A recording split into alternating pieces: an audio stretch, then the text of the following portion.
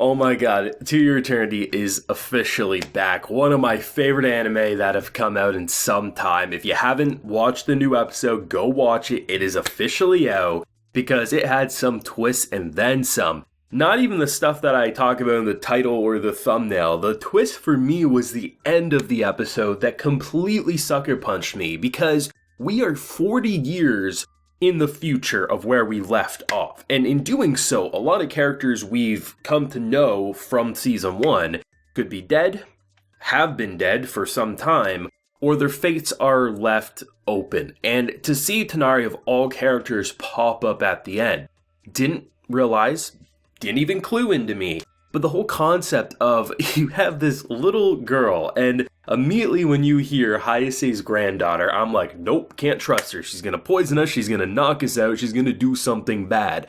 And for half of the time of following, I was right there with Fushi. I was like, yep, just nope out of there. But then she kind of seemed sweet. And my guard got let down. I was like, you know what? Maybe she is just a little girl. Like, yeah, she may have thought better of her grandmother than Fushi ever will, but maybe I was wrong. And then when you just see them pass out on the table, I'm like, mother, how? How do you do this to your eternity? I literally had doubts in this girl. I said no, and then you just sucker punch me with the adorable, and you just feel bad guilt-tripping someone who never did you wrong. And as Fushi says, like, there's no use punishing a 9-year-old girl for her grandmother's deeds. That really serves no one, and you just kind of start feeling bad that you're doubting. And then you literally see the poison take effect. At first, I wasn't even believing it was her. I was like, oh shit, maybe it's this woman who's popped up at the end of the episode. Nope, she literally tried poisoning everyone. And the fact that Tonari, just with her big dick energy, was like, hey, when you get immune to poison like this, you can't do shit to me. And literally how the tables get turned so quickly, completely badass, I have to say. And she's made good of herself. I mean, she looks good. She seems like a badass who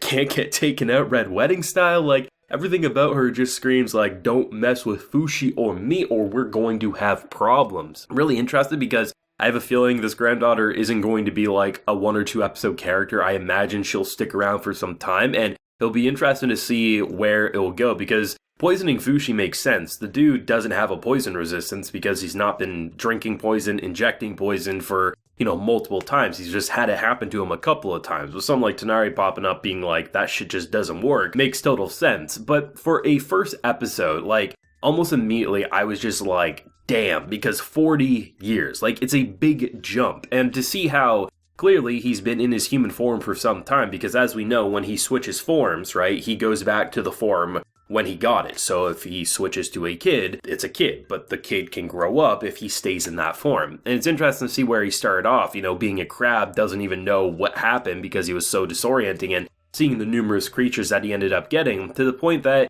it feels like he kind of made a hermit life for himself, right? He takes care of the knockers, he eats knocker jerky, which honestly I'd be willing to try because it doesn't look any different than any other meat, but kind of push back naturally because they are such a menace to their world. But I like the concept that he feels like, on one hand, he's grown up so much into the role he needs to be, unfortunately, and I say unfortunately because obviously if you've watched any of my previous To Your Eternity videos, I've always said, like, Fushi deserves to have a normal life. The unfortunate thing is that he can't have it because these creatures will just constantly cause anything normal to go away.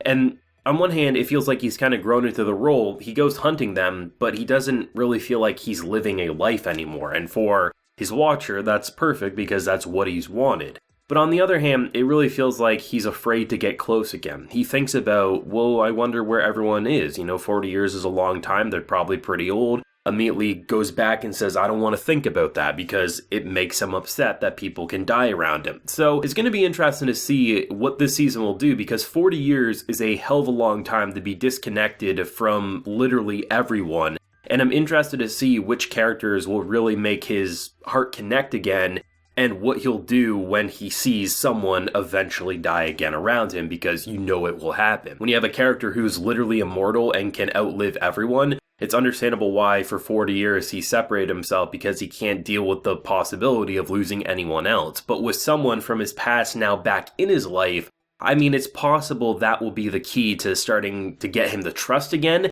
But I'm interested to see who will be the first new character that will actually make him. I thought it would be the granddaughter. still could be, but it honestly feels like at that point, bridges have been burned and it will take some time to be repaired, but you never quite know, right? I mean, cute kids can make anything seem okay in the grand scheme of things, and Fushi being Fushi, who knows where he'll go if he'll immediately just say, nope, you had your chance, you blew it, or, you know what, maybe given how you were manipulated by your grandmother, maybe that's why you did some stupid shit.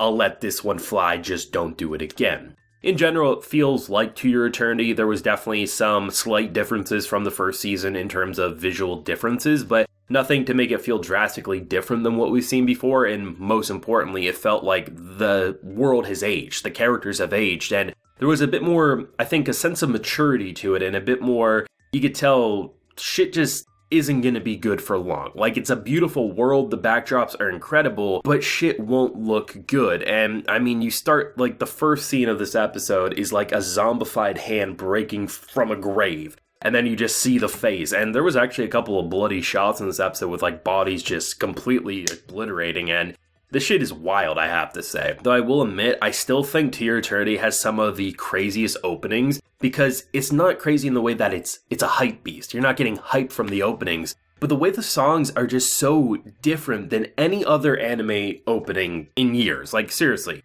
To Your Eternity still, like, ever since its conclusion of its first season, I haven't heard an opening that has given me any vibes that To Your Eternity has. And this one does perfect, and the visuals are exciting. I really think they're exciting. I mean, some typical stuff you're used to, flashbacks of the characters that we've come to have expected from season 1 who are no longer here, obviously, but also some new characters. There's like this one flamboyant guy in the opening who has my interest, but then there's some badass scenes as well. It seems like this season's gonna be tight. It really does. I mean, I imagine this show will get overshadowed by a lot this season, but I mean, it kind of got overshadowed even when season 1 was airing. There was obviously key episodes that got talked about a lot, but I love To Your Eternity, one of my favorites for sure, and I've been eager for this one to kick off, and I'm glad it finally did. Obviously, it does have a late start, but it is a 2-core, so we're going to be eating good if you're a To Your Eternity fan for quite some time. But of course, pass the torch over to everyone. What did you think of this episode, especially if you're brand new to this story, like your anime original, you've only seen the first season, like,